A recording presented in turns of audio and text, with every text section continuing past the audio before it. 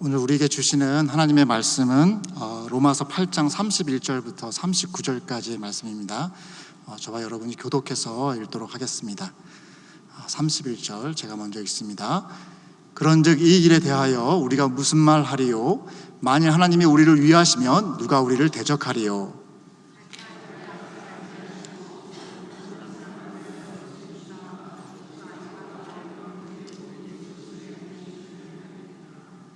누가 능히 하나님께서 택하신 자들을 고발하리요? 의롭다 하신 이는 하나님이시니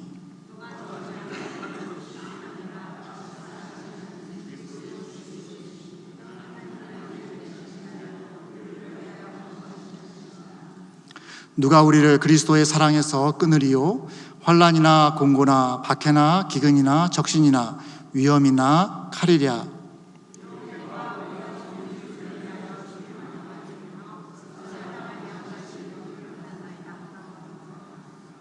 그러나 이 모든 일에 우리를 사랑하시는 이로 말미암아 우리가 넉넉히 이기느니라.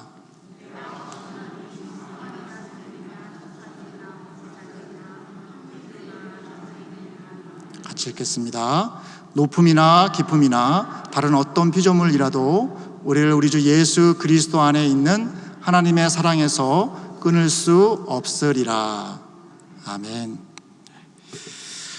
오늘도 우리가 모였기 때문에 우리 옆에 있는 분들과 서로 축복하면서 축복하고요, 또 말씀을 들었으면 좋겠습니다.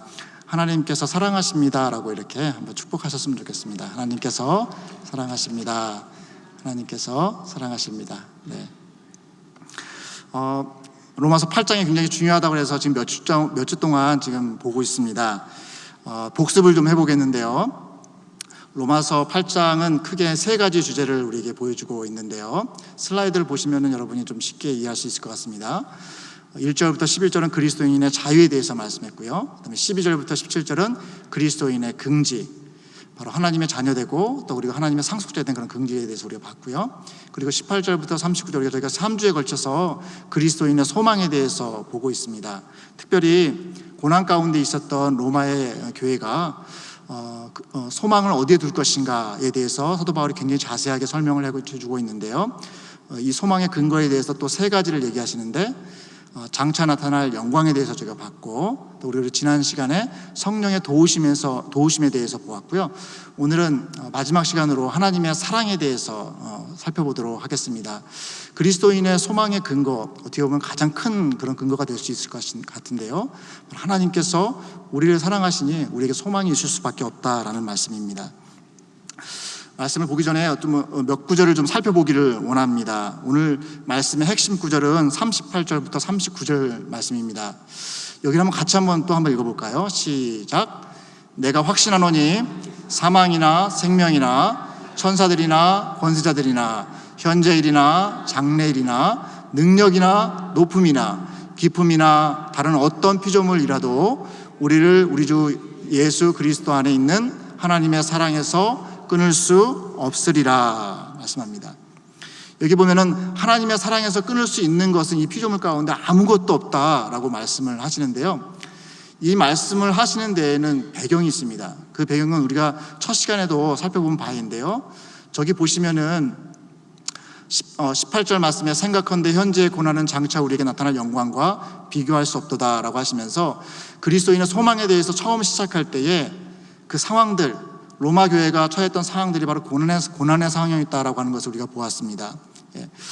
어떻게 보면 굉장히 좀 어려운 상황 가운데 있었습니다. 극심한 고난 가운데 있었습니다. 이게 참기 어려운 정도의 굉장히 힘든 그런 상황 가운데 있었습니다. 우리가 지난 시간에 평신도 신학대학에서 보았지만은 이 로마가 이제 점점점 박해의 수위를 올려가고 있을 그쯤이기 때문에 그 박해는 우리가 상상할 수 있는 것을 넘는 그런 수준이었습니다.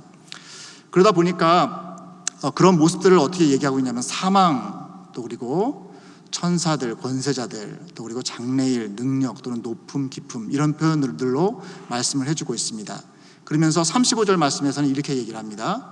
누가 우리를 그리스도의 사랑에서 끊으리요 하면서 뒤에 환난이나 공고나 박해나 기근이나 적신이나 위험이나 칼이랴라고 하시면서 로마 교회가 속해 있는, 로마 교회가 지금 처하고 있는 그 상황에 대해서 여러 가지 언어로 그들이 참 고난 가운데 있었다라는 것을 말씀해주고 있습니다.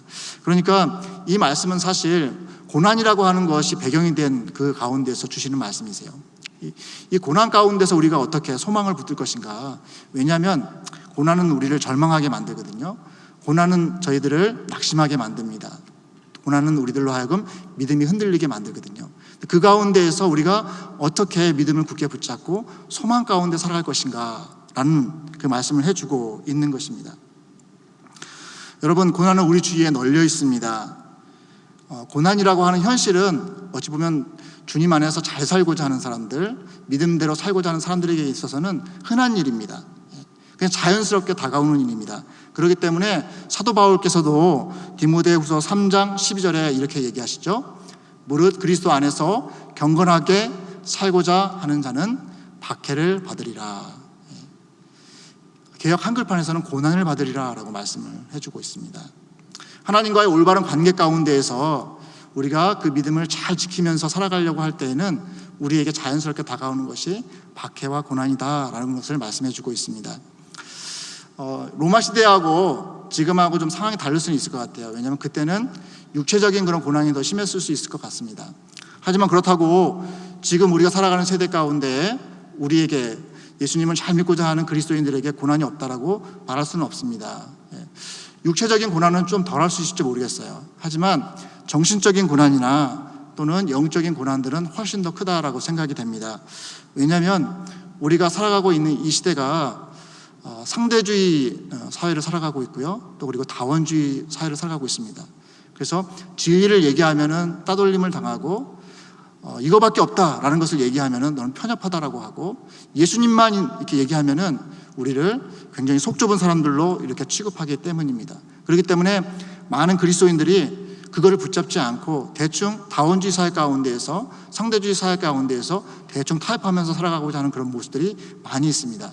근데 그 가운데에서 정말 믿음을 지키고 또 그리고 그리스도 안에서 바르게 살고자 하는 사람에게는 트러블이 있어요. 이렇게 충돌이 있다라고 하는 것입니다. 그렇기 때문에 심적으로도 그렇고 영적으로도 그렇고 고난 또 그리고 박해를 우리도 경험하게 되었다라는 사실입니다.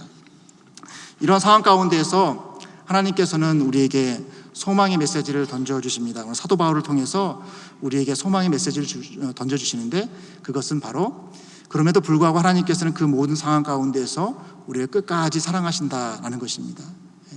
하나님께서 우리를 사랑하신다는 것입니다. 우리가 하나님을 사랑하는 것이 아니라 하나님께서 우리가 하나님을 사랑하는 것보다 더 많이 우리를 사랑하고 계신다, 우리를 붙들고 계신다라는 그것을 우리에게 알려주고 있습니다. 이 사실이 저와 여러분에게 소망이 되었으면 좋겠어요. 그리고 이 사실이 우리 교회 가운데 이 시대를 살아가면서 바르게 사역하려고 하는 우리 교회 가운데 소망이 되었으면 좋겠습니다. 그리고 그 소망의 근거가 되는 이 하나님의 사랑, 그 사람의 사랑을 저희가 좀 더 구체적으로 그리고 더 자세히 그리고 더 깊이 깨달음으로 인해서 그 소망이 더 커지기를 소망합니다. 그 소망이 흔들리지 않는 반석 가운데 서기를 원합니다. 그래서 오늘은 소망의 근거 세 번째로 하나님의 사랑에 대해서 좀 더 살펴보려고 합니다. 오늘 본문 말씀을 통해서 한 세 가지 정도를 여러분과 나누기를 원하는데요. 첫째는 하나님의 사랑, 우리의 소망의 근거되는 하나님의 사랑은 어떤 모습으로 우리에게 나타나는가, 어떤 모습으로 우리에게 표현되어지는가라는 것을 보려고 하는데요. 첫째로 하나님은 우리를 어떻게 사랑하시는가? 하나님은 우리를 위하심으로 사랑하십니다. 우리를 위하심으로, 우리의 편이 되어주심으로 하나님께서는 우리를 사랑하십니다. 31절 말씀을 같이 한번 읽어볼게요. 시작. 그런즉 이 일에 대하여 우리가 무슨 말 하리요? 만약 하나님이 우리를 위하시면 누가 우리를 대적하리요? 여기 보니까 하나님께서 우리를 위하신다라고 말씀합니다.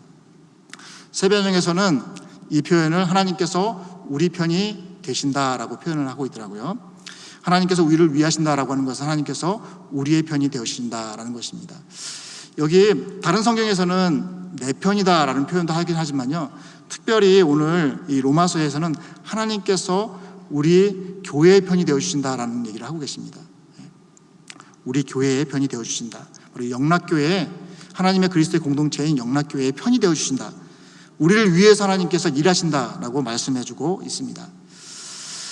제가 고등학교 때 그 1년에 한두 번씩 이렇게 체육대회를 합니다. 근데 체육대회를 하는데 여러 남자 반들이 있었거든요. 그냥 남학교였는데 반들이 있습니다. 근데 저희 교회에 체육 선생님 중에 한 분이 그 전직 국가대표 축구 선수였던 분이 계셨습니다. 그래서 체육대회가 되면은 서로들 그 선생님을 데려가려고 이렇게 혈안이 되어 있어요. 그래서 막 그 어디로 가면은 항상 그 팀이 이기기 때문에 다들 그 선생님이 우리 편이 되었으면 하는 그런 마음을 가지고 이제 이렇게 기대를 하는데요. 처음에는 이게 막 약간 비리가 있어가지고 추첨을 하자 해서 추첨이 돼가지고 딱 떨어지면 그 팀은 그냥 완전히 환호성이 나오는 겁니다. 왜냐하면은 그냥 했다 하면 다 이기거든요. 한 명하고 10명 해도 거의 뭐 다 이길 만큼의 그 정도의 실력을 갖고 있기 때문에 그 체육 선생님, 전직 국가대표였던 그 선생님이 자기 편이 되면은, 우리 편이 되면은 항상 승리하게 되어 있습니다. 마찬가지로 하나님께서는 우리의 편이 되어주시는데, 하나님께서 우리의 편이 되어주시면은 우리는 항상 싸움 가운데서 승리할 수밖에 없다라는 것을 우리에게 얘기해 주고 있죠. 그 좋은 예가 바로 다윗과 골리앗의 싸움에서 우리가 보여줄 수 있는 내용입니다. 블레셋의 거인인 이 골리앗이 이스라엘 백성들을 향하여서 하나님을 모욕하고 이스라엘 백성들을 조롱하면서 나아옵니다. 한번 나하고 대결할 수 있는 사람이 있으면 한번 나와보라 라고 이렇게 조롱을 합니다. 사울왕은 급한 나머지 누군가 나가서 저 거인 골리앗을 무찔러 이긴다면 내 사위를 삼겠다라고까지 얘기하지만은 그 어느 누구도 이 거인인 골리앗과 싸워서 이게 나가려고 하는 사람이 한 사람도 없습니다. 그때 아버지의 심부름으로 형들을 면해왔던 이 다윗이 그 모습을 보게 됐죠. 그리고 아무 승산 없는 것 같은 그 상황 가운데에서 그 거인 골리앗에게 도전장을 던집니다. 내가 나아가서 저 이방인 블레셋 골리앗과 싸워서 하나님의 영광을 드러내겠다라고 얘기를 하죠. 근데 이 다윗은 너무나도 초라한 사람이었기 때문에 외모가, 주변에 있었던 엘리압은 다윗의 행동이 교만하다고 하면서 책망을 하고, 사울은 냉소적인 비웃음을 던집니다. 그러나 다윗은 절대 약사의 상황 가운데에서 당당히 골리앗을 대적하러 나아갑니다. 그러면서 그는 이렇게 외치죠. 그것이 사무엘상 17장 45절에 나오는데요. 한번 같이 한번 읽어보겠습니다. 시작. 다윗이 블레셋 사람에게 이르되 너는 칼과 창과 단창으로 내게 나아오니와 나는 만군의 여호와의 이름 곧 네가 모욕하는 이스라엘 군대의 하나님의 이름으로 네게 나아가노라 라고 하면서 그가 별것도 아닌 물맷돌 하나로 그 거대한 거인인 골리앗을 넘어뜨리는 그런 계가를 올리게 되어집니다. 그것은 바로 하나님께서 나를 위하시면, 하나님께서 나를 위하시고 내 편이시면은 반드시 그를 무너뜨릴 수 있을 것이다 라고 하는 그런 믿음이 바로 다윗에게 있었기 때문에 다윗은 외적으로 보거나 힘으로 보거나 불리함에도 불구하고 그는 그렇게 나아갈 수 있었던 것이죠. 네, 그리고 그 믿음 가운데서 행했을 때에 실제로 그의 믿음이 현실이 되는 그런 결과가 나오게 되었습니다. 그래서 성경에서는 하나님께서 우리의 편이 되실 때에 우리의 원수들을 우리가 다 꺾어 넘어뜨리고, 하나님께서 우리의 편이 되실 때에, 우리와 함께 하실 때에, 우리를 위하실 때에 우리는 모든 것을 할 수 있다라고 하는 것을 말씀해 줍니다. 시편 118편 6절에서 7절 말씀을 보면요, 여호와는 내 편이시라 내가 두려워하지 아니하리니 사람이 내게 어찌할까? 여호와께서 내 편이 되사 나를 돕는 자들 중에 계시니 그러므로 나를 미워하는 자들에게 보응하시는 것을 내가 보리로다 라고 고백을 합니다.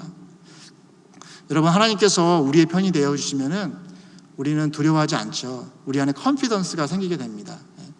아이들이 자기 혼자 있을 때는 굉장히 이렇게 두리번거리면서 무서워하다가도 자기 아빠가 딱 그 뒤에 있으면은 얘가 조그만에도 불구하고 굉장히 이렇게 어깨를 피잖아요. 그와 같습니다.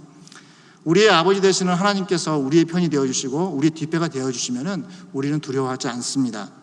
도리어 그 하나님을 믿고 굉장히 어려운 것 같은, 불가능한 것 같은 일도 해내게 되어지는 것이 우리의 어떤 신앙의 원리다라는 것이죠. 밀림 속의 십자가라는 책을 통해서 알려진 브루스 올슨이라고 하는 선교사님이 계셔요. 네. 이분이 밀림 속의 십자가라는 책을 지었는데요. 한번 책을 제가 보여드릴게요. 네. 이런 책인데요. 이분은 400년 동안 외부의 사람들이 들어가지 못했던 콜롬비아 정글의 모틸론 부족을 하나님께로 인도한 그런 선교사셨습니다. 이분은 1940년도에 미네소타주에서 태어나셨는데요. 14살에 예수님을 인격적으로 만나게 됩니다. 그리고 설교 말씀을 듣고 성경 말씀을 읽고 그러면서 16살 때에 뉴기니에서 온 한 선교사님의 설교를 듣게 됩니다. 그리고 그 설교를 듣고 선교사로 헌신하게 돼요. 그러면서 그는 아무래도 성경 번역을 해야겠다라고 생각했던 것 같아요. 그래서 19살 때에 굉장히 연소한 나이로 2개의 대학을 졸업을 하고 언어학을 공부하면서 바로 선교사로 헌신을 하게 됩니다. 그러면서 19살 후반쯤에 콜롬비아 정글 지역에 사는 이 모틸론족 있죠. 이 모틸론족을 만나기 위해서 그 정글로 들어가게 됩니다. 그런데 여러분, 이 모틸론족은 굉장히 편협하고 이기적이고 잔인한 부족이었습니다. 접근해온 사람들은 모조리 막 죽이는 것이 습성이었고요. 또 그리고 심지어는 자기 아이들 중에 고아가 되면은 그 아이들을 짐승에게 던져서 죽게 하는 그런 풍습도 있었습니다. 그리고 나이 많은 노인들을 돌보지를 않았어요. 그래서 많은 노인들이 죽기도 하고 또 그리고 병들기도 하였습니다. 이 정글을 헤치고 들어온 올슨 선교사는 화살에 맞고 여러 번 쓰러지기도 하였습니다. 그리고 간신히 탈출하기도 하였습니다. 그러나 이 선교사는 포기하지 않고 다시 나아가서 다시 치료를 받고 다시 들어갑니다.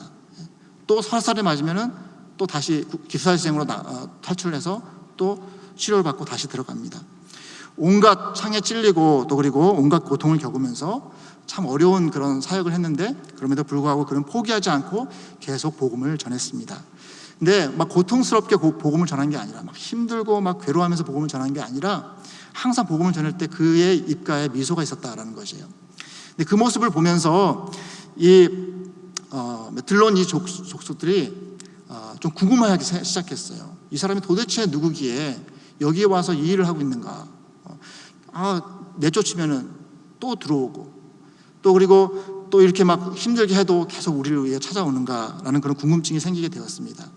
그래서 그에게 이야기를 듣게 되었어요. 왜 여기 이렇게 오냐고, 또 그리고 왔는데 왜 이렇게 또 이렇게 즐거워하냐고 그렇게 물어보는 것이죠. 그것을 계기로 해서 이 선교사님이 브루스 올슨 선교사님이 그 족속에게 복음을 전하게 되었고 복음을 전하면서 한 사람 두 사람씩 예수님을 믿게 되었습니다. 그러면서 그 후에 고아들과 노인들을 그 종족들이 돌보기 시작했어요. 그래서 보건소도 생기고 학교도 세워졌습니다. 그리고 이제는 자기 부족만 돌보는 게 아니라 그 옆에 있는 다른 부족들도 이 부족이 돌보기 시작했습니다. 그렇게 해서 점점 이 정말 폐쇄적이고 또 편협했던 이 족속들 그 주변이 하나님의 나라로 변화되기 시작했습니다. 이 이야기가 바로 이 밀림 속의 십자가라고 하는 책에 담겨져 있는데요. 어느 날 기자가 이 브루스 올슨 선교사님께 묻습니다. 이렇게 힘들고 어려운데 포기하고 싶은 생각이 들지 않았냐고, 혹시 원망이 들지는 않았냐고 물어봅니다. 그때 이 선교사님께서 이렇게 대답하시는데요. 저를 이곳으로 데려온 분은 하나님이었습니다. 혼자서는 결코 이곳에 오지 못했을 것입니다. 저 혼자서는 온갖 문제들, 끊임없는 괴로움, 위험과 싸워 이겨내지 못했을 것입니다. 하나님의 강한 임재를 경험하지 못했더라면 집을 떠나는 일조차 하지 못했을 것입니다. 하면서 끝에 이렇게 말을 맺습니다. 이 모든 것은 저를 위해 하시는 하나님을 믿었기 때문입니다. 라고 고백을 하는 것이었습니다. 이 브루스 올슨 선교사님은 하나님께서 자기를 철저하게 위하신다라고 하는 것, 하나님께서 나를 위하시면 어떠한 고난의 상황 가운데 내가 놓인다 할지라도 그것은 복된 길이라고 하는 것을 철저하게 믿었습니다. 그리고 그 하나님의 사랑, 자기의 아들까지 내어주시기까지 했던 그 하나님의 사랑, 그것을 가슴 깊이 믿었기 때문에 그곳에 가서 그 어려운 척박한 그런 선교 사역을 하면서도 소망이 흔들리지 않고 낙심하지 않고 항상 웃는 모습으로 사역을 할 수 있게 되었고요. 결국에는 어떤 결론을 갖고 오게 됐냐면은 이 정말 폐쇄적인 이 부족을 하나님께로 돌아오게 하는 그런 하나의 미랄로 썩어지는 그런 놀라운 일이 있게 되어졌다 하는 것이죠. 여러분, 우리들은 어떤가요?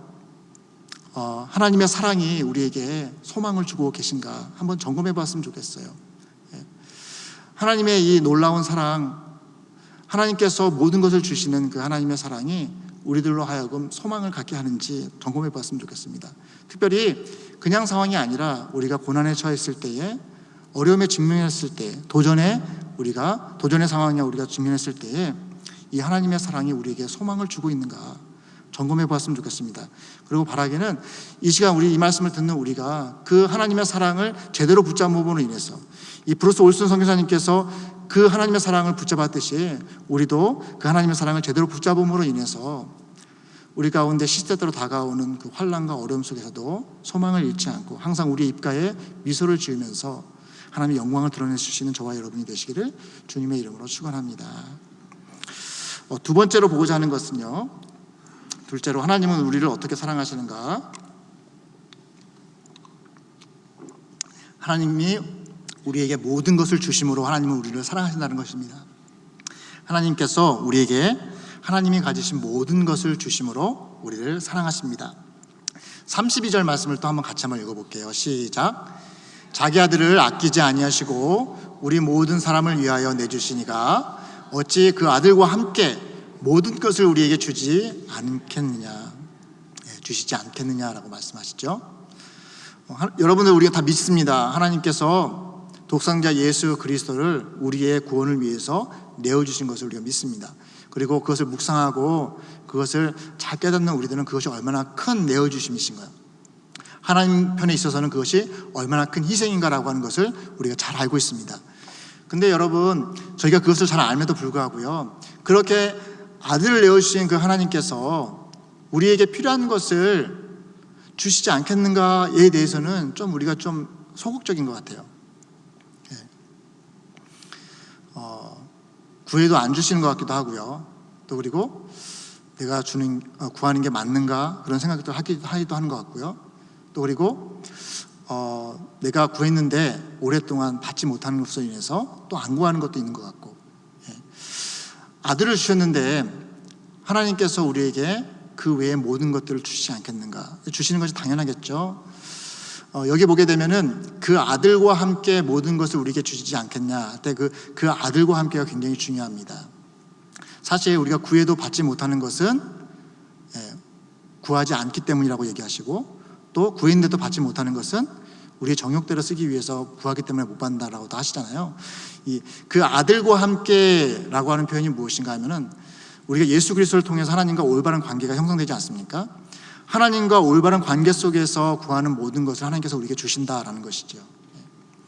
여러분, 자녀들이 부모님과 올바른 관계가 정립이 돼 있어가지고 부모님의 뜻을 잘 알아요. 그래서 그 뜻대로 구하면은 부모님이 무엇이든지 주지 않겠어요. 자기의 목숨이라도 팔아도 막 주고 싶은 생각이 들지 않겠습니까? 근데 우리 하나님도 마찬가지다라는 것입니다. 자기 아들을 아끼지 않은 하나님께서 우리가 하나님과의 올바른 관계 속에서 바로 구하기만 한다면은 우리에게 모든 것을 주신다라고 얘기를 하고 계십니다. 그래서 그 말씀을 에베소서 1장 3절에서도 이렇게 표현을 합니다. 찬송하리로다 하나님 곧 우리 주 예수 그리스도의 아버지께서 그리스도 안에서 하늘에 속한 모든 신령한 복을 우리에게 주시되 말씀하십니다. 그리스도 안에서 하늘에 속한 모든 것을 우리에게 주십니다. 하늘에 속했다라고 하는 것은 하나님께 속했다는 얘기고요. 신령한 복이라고 하는 것은 뭐냐면은 하나님의 복을 얘기하는 것입니다. 하나님의 복은 무엇인가? 우리에게 성령을 통해서 주어지는 복을 말씀해 주고 있습니다. 우리가 그리스도 안에서 있기만 한다면은 하나님께서 성령을 통해서 하나님이 갖고 계신 것을 우리에게 부어주신다라고 얘기를 하고 계세요. 여러분, 우리가 이것을 고난의 상황과 연결해서 한번 생각해 본다고 한다면요, 우리가 고난 가운데서 하나님께 간구하면은 하나님께서 우리에게 이 고난을 이길 힘을 주실 것입니다. 사람들은 원래 고난을 당하면은 자연스럽게 나오는 것, 그것이 어떤 반응인가 하면은 원망과 불평과 분노입니다. 그런데 우리가 하나님께로부터 하늘에 속한 복을 받게 되면은 우리는 그 고난을 대해서 어떻게 생각하면 긍정적으로 생각하는 지혜를 갖게 됩니다. 또 그리고 우리는 그 고난에 대해서 이 고난 속에서 하나님의 영광을 드러내려고, 또 그리고 그 고난 속에서 그 고난을 이길 수 있는 인내를 우리가 하나님으로부터 받게 되어진다라는 것입니다. 그리고 그 고난을 통해서, 고난을 이겨냄으로 인해서, 또 고난을 극복해 나감으로 인해서 하나님의 사랑을 드러내게 되어져 있다라는 것이죠. 이것이 사도 바울께서 선포하는 선포의 내용입니다. 그래서요, 빌립보서 4장 12절부터 13절은 이 말씀을 이렇게 또 표현합니다. 나는 비천에 처할 줄도 알고 풍부에 처할 줄도 알아. 모든 일 곧 배부름과 배고픔과 풍부와 궁핍에도 처할 줄 아는 일체의 비결을 배웠노라 하시면서 내게 능력 주시는 자 안에서 내가 모든 것을 할 수 있느니라 라고 얘기를 하십니다. 사도 바울은 내가 그리스도 안에 있을 때에 그것이 우리가 인간적으로 생각했을 때에 풍요와 부, 그것도 될 수 있겠지만 특별히 고난과 어려움 상황 가운데 있을 때 그것을 이겨낼 수 있는 능력을 하나님께서 주실 것이다 라고 하는 것을 분명히 믿었고요, 또 우리에게 그것을 믿으라고 권면하고 계십니다. 우리가 하나님께 배부름과 배고픔, 풍부와 궁핍, 이 모든 것을 우리가 받을 수 있는 그런 일체의 능력을 하나님께 구하면 하나님께서는 우리에게 주십니다. 특별히 고난을 이기실 능력을 우리에게 주십니다. 그래서 시편 84편 11절 말씀에는 이렇게 얘기를 하죠. 여호와 하나님은 해요 방패시라. 여호와께서 은혜와 영광을 주시며 정직하게 행하는 자에게 좋은 것을 아끼지 아니할 것이다 라고 말씀하십니다. 우리가 정직하게 행하면, 즉 하나님 그리스도 안에서 바르게 살아가면서 바르게 구하면 우리에게 하나님께서 좋은 것을 아끼지 아니하시고 다 주실 것이다 라고 얘기합니다. 심지어는 고린도전서 3장 21절과 23절에서는 만물이 다 우리 거라고 얘기합니다. 만물이 다, 피조물이 다 우리 거래요. 피조물이 다 성도들의 것이다 라고 얘기를 하십니다. 그러면서 사람을 자랑하지 말라라고 얘기하세요. 사람을 의지하지 말라라고 얘기하십니다. 그러면서 얘기하시는 것이, 보십시오. 생명이나 사망이나 지금 것이나 장래 것이나 다 너희 것, 바로 우리 것이라고 합니다. 그런데 우리는 그리스도의 것이고 그리스도는 하나님의 것이다 라고 얘기하십니다. 즉 이 말씀은 하나님께 속한 것이 우리께 속한 것은 바로 우리가 하나님의 것이기 때문이다 라는 것이거든요. 바로 하나님께서 우리 모든 만물을 우리가 주의 뜻 안에서 구할 때에 우리에게 필요한 대로 선하게 우리에게 주신다라는 그런 약속을 해주고 계십니다. 굉장히 신학적인 얘기긴 한데요, 제가 예를 하나 좀 들어보기를 원합니다. 이야기를 하나 함께 나누고 싶은데요, 구족화가라고 여러분 혹시 들어보셨나요? 그러니까 불구가 되어진 분들이 입이나 발로 이렇게 그림을 그리시는 그런 분들이 계세요. 그런 분들을 구족화가라고 하는데, 구족화가 중에 한미순 집사님이라고 하는 분이 계십니다. 이분의 이야기가 인터넷상에 있습니다. 근데 이분은 홀로 있어도 혼자가 아닌이라는 책을 통해서 자신의 어떤 신앙과 또 그리고 그림을 통해서 얻는 기쁨에 대해서 소개를 하고 있는데요, 이분이 보시는 바와 같이 입으로 이렇게 그림을 그리십니다. 마비가 오셔가지고 수족을 쓸 수가 없어서 입으로 그림을 그리시고, 때로는 또 발로 이렇게 그림을 그리시기도 합니다. 근데 그림이 정말 놀라워요. 저도 저렇게는 못 그릴 것 같아요. 저도 그림을 좋아하는 편인데 저렇게 못 그릴 것 같습니다. 그리고 그림 가운데에서 보면은 항상 그 그림 가운데 기쁨과 또 그리고 소망과 또 그리고 평안이 들어있는 것을 보게 됩니다. 근데 그분이 이렇게 고백하는 부분들이 있습니다. 입으로 그림을 그리면 얼마나 아름다운지요. 절망 가운데도 저는 항상 감사를 드립니다. 뜻밖의 찾아온 사고로 인한 전신마비의 고통 가운데 왜 하필 나에게 이런 일이 벌어졌을까 절망하며 삶을 포기하고 싶었습니다. 그러나 그럼에도 불구하고 살아있음에 감사했습니다. 돌아보니 필요를 채우시는 하나님의 손길을 언제나 함께 필요를 채우시는 하나님의 손길이 언제나 항상 함께했다는 사실을 깨달았습니다 라고 표현하고 있어요. 이 굉장히 절망과 고통의 순간이잖아요. 근데 이분은 그 절망과 고통의 순간에 자기에게 자기의 필요를 채우시는 것, 자기에게 가장 좋은 것을 주시는 그 하나님의 사랑을 볼 수 있는 지혜가 있었습니다. 하나님께서 그에게 그 지혜를 주신 것이거든요. 그래서 그는 이렇게 표현하고 있는 거예요. 필요를 채우시는 하나님의 손길이 언제나 항상 함께했다는 사실을 깨달았대요. 그러면서 이제는 홀로 있어도 혼자가 아닙니다.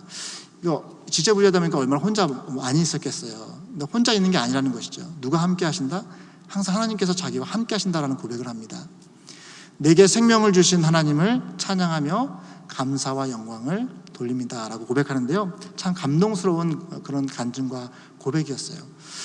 팔도 멀쩡하고 다리도 멀쩡한 저도 저런 고백 잘 못하는 것 같아요. 근데 자기에게 다가온 그 정말 고통과 고난과 절망의 그 순간 속에서도 하나님의 사랑이 나에게 어떻게 부어졌는지, 하나님의 사랑이 어떤 모양으로 나에게 왔는지를 깨달을 수 있는 지혜가 있었기 때문에 그렇게 고백을 할 수 있었고요, 저게 그림을 통해서 또 다른 사람들에게 소망을 안겨주고 있는 그런 모습을 우리가 보게 되는 것이거든요. 바라기는 우리들 가운데서도, 우리 교회 가운데서도, 또 우리 삶 가운데서도 저런 모습이 있었으면 좋겠습니다. 그러니까 좋을 때 하나님의 사랑을 고백하는 것, 그것도 맞습니다. 하지만 특별히 하나님의 사랑을 얘기하기가 참 어려운 상황, 하나님의 사랑이 잘 느껴지지 않고 만져지지 않는 그런 상황 가운데에서 그때도 하나님의 사랑은 이렇게 나에게 주어졌다는 것, 나에게 가장 필요한 것을 주심으로 인해서 그렇게 나에게 찾아왔다라고 하는 것을 깨달을 수 있는 지혜, 그것도 하나님께서 주시거든요. 그것으로 말미암아서 우리의 삶 가운데 절망을 이기는 소망이 넘치는 저와 여러분이 되기를 주님의 이름으로 축원합니다. 마지막 세 번째인데요, 하나님의 사랑은 또 어떻게 우리에게 나타나는가? 그것은 그리스도께서 우리를 위해 변호하시고 간구하심으로 나타납니다. 33절과 33절, 그 다음에 34절 같이 한번 읽어보겠습니다. 시작. 누가 능히 하나님께서 택하신 자들을 고발하리요? 의롭다 하신 이는 하나님이시니 누가 정죄하리요? 죽으실 뿐 아니라 다시 살아신 이는 그리스도 예수시니 그는 하나님 우편에 계신 자요 우리를 위하여 간구하시는 자신이라. 네, 여러분 아멘이시죠? 누가 능히 하나님께서 택하신 자들을 고발하겠는가? 하나님께서 의롭다 하신 일을 누가 정죄하겠는가라고 얘기를 하십니다.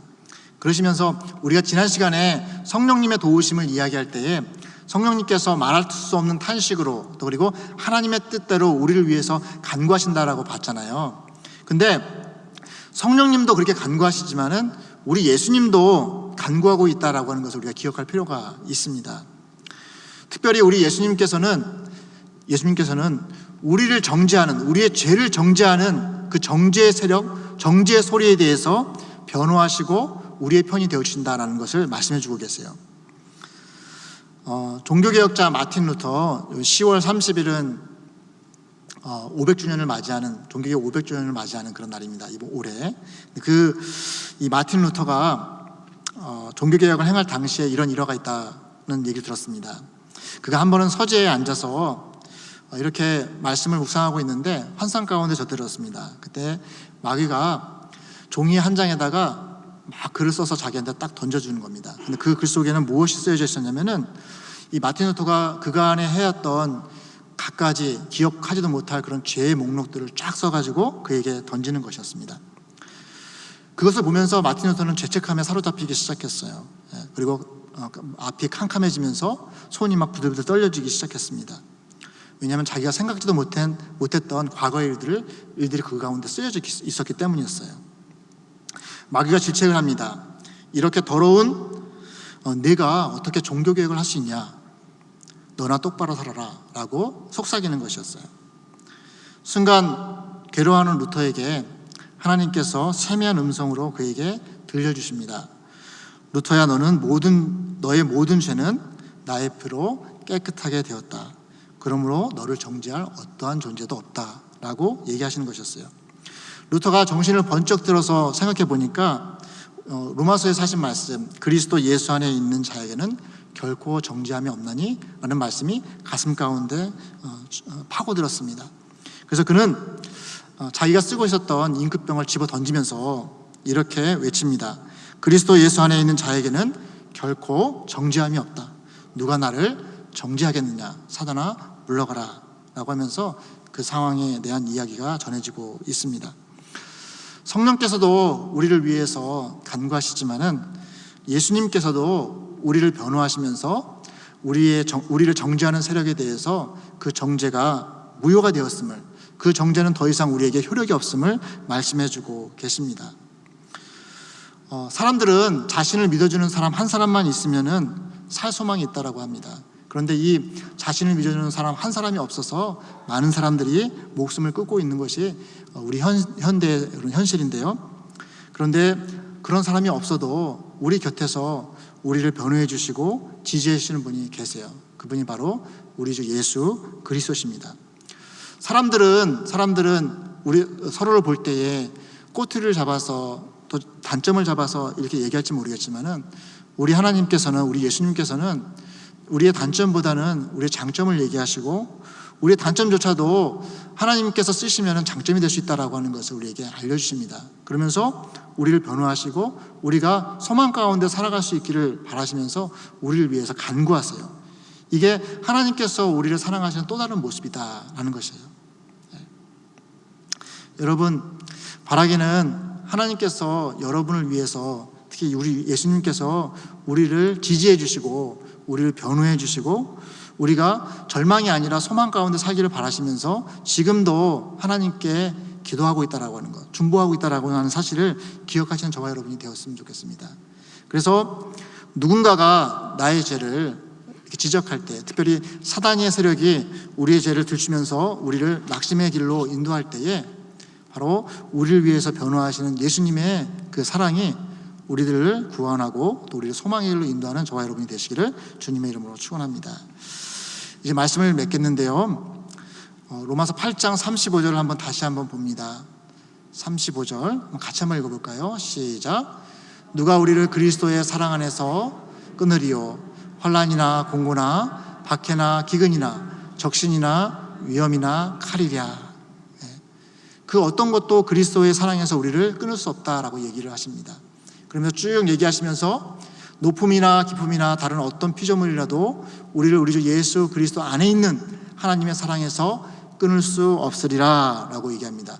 이것을 신학적인 용어로는 성도의 견인이라고 합니다. 하나님께서 한번 구원하시려고 하는 자는 끝까지 그 구원을 이루어 가신다라고 하는 것.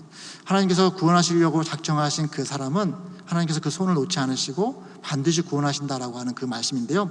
제가 그림 하나를 한번 보여드릴게요. 이 그림은 우리가 하나님의 손을 붙잡고 있는 게 아니라 하나님께서 우리의 손을 붙잡고 있는 것입니다. 그래서 때로 우리가 손을 놓는다 할지라도 하나님께서 우리의 손목을 붙잡고 있기 때문에 우리가 떨어지지 않는다는 것을 이야기해 주고 있어요. 근데 중요한 것은 무엇이냐면은 우리가 손을 드는 것입니다. 손을 드는 것. 손을 드는 것은 우리가 하나님을 신뢰하는 것이에요. 하나님을 신뢰해서 손을 들어서 우리가 어쩔 때는 하나님의 손을 꽉 잡을 때도 있어요. 하지만은 어쩔 때는 고난 때문에 힘에 겨워서 손목을 놓칠 때가 있습니다. 그럼에도 불구하고 하나님께서는 우리의 손목을 절대로 놓지 않으신다라고 하는 것, 이것이 오늘 본문 말씀에서 우리가 전해주는 말씀입니다. 그렇기 때문에 환난이나 공고나 박해나 기근이나 적신이나 위험이나 칼이나 그 어떠한 것도 하나님 그리스도 예수 안에 있는 하나님의 사랑에서 우리를 끊어버릴 수 없다라고 얘기하시는 것이죠.